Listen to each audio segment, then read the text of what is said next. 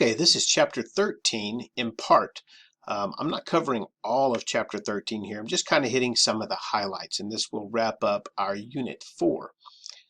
In this chapter, we're going to be looking at specifically the role of chromosomes and meiosis and inheritance patterns.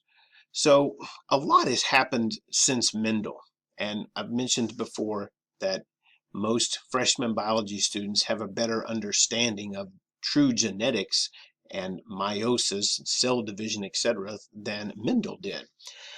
For instance, now we know where genes are located at particular loci on chromosomes. Using fluorescent dyes, scientists are able to mark particular genes. And if we look at this image here, we can see the marked genes on this pair of homologous chromosomes. Each one of these little yellow bright spots represents this gene.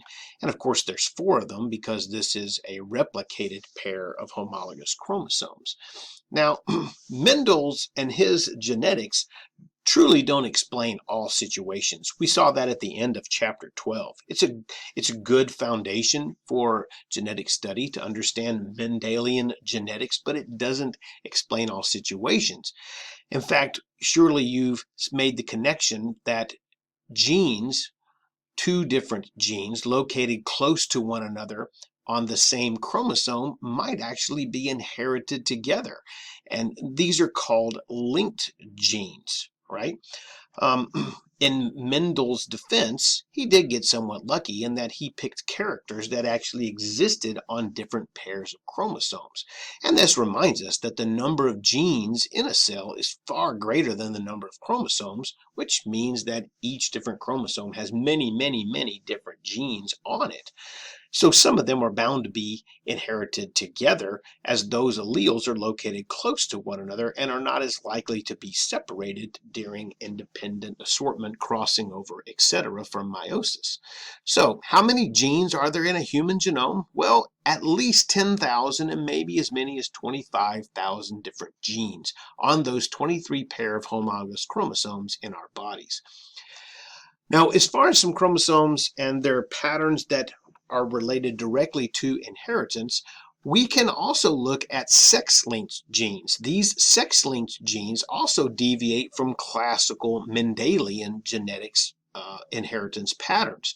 And of course, remember that there's a chromosomal basis for sex, especially in mammals, where a male will have an X chromosome and a Y chromosome for the and in humans for the 23rd pair.